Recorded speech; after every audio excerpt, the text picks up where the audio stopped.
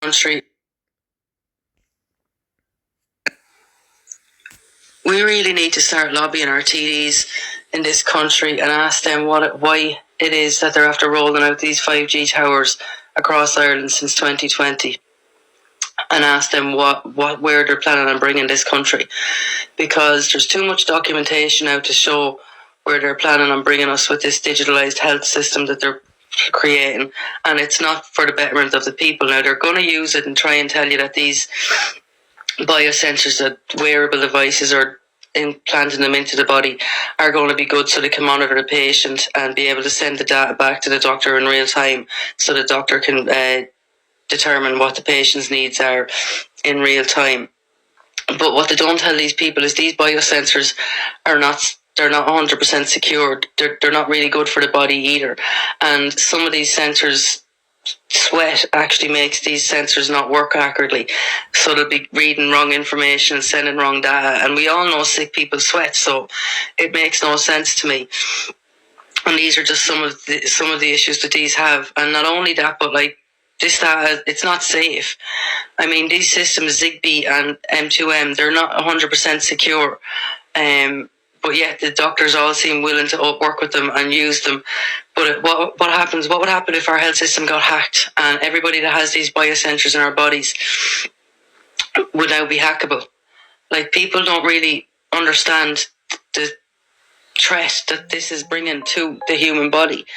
And then, are we really going to be human anymore if we have all these biosensors inside us? I mean, the Bio-Cyber Interface program and the WBAN, which is the Wireless Body Area Network, we're already connected to the internet whether we like it or not. And that's the rollout of the 5G was for, to have us all connected to the internet with the Internet of Things. Like, how many smart devices do you own in your home?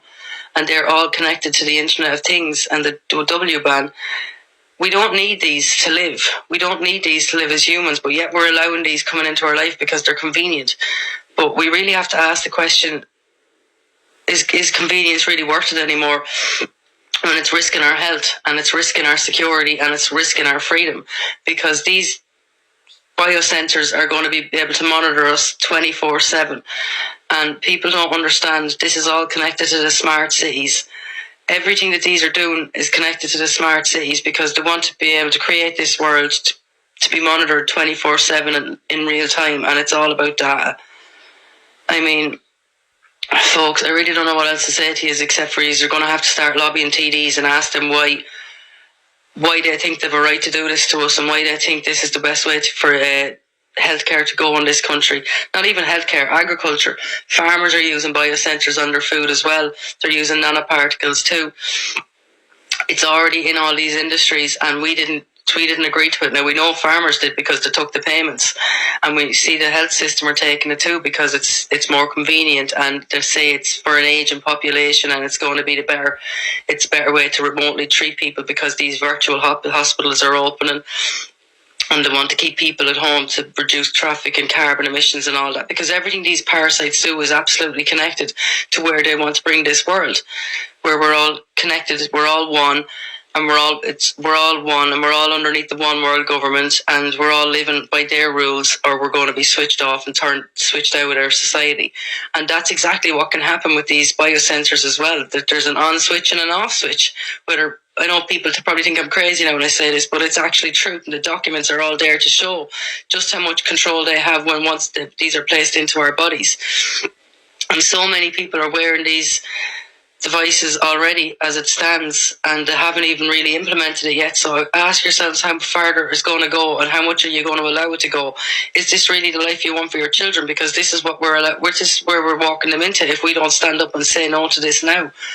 And it's frightening because look how organised they are. The 5G towers were rolled out in 2020. While we were all locked away at home in our homes due to COVID, they were busy out there putting up 5G towers, and there's multiple of them around the communities and towns in this country because they haven't got a long frequency, so they need more of them. And that's where the Internet of Things comes in, and the Zigbee comes in, and your wearable devices, because they bounce back off each other and send the data to the cloud then.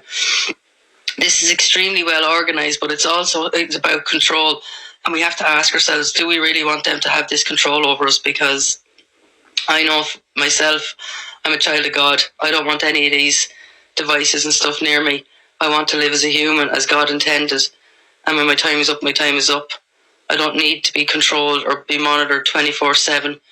And these services aren't even secure. So how do we know they're not going to be hacked and people can access them then? And what does that mean for the people that are wearing them and have them under the skin?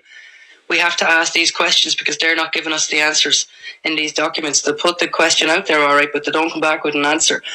So it's up to us now to ask and lobby the RTDs to demand we get real answers in real time for this new version of e-health that they plan on bringing into this country.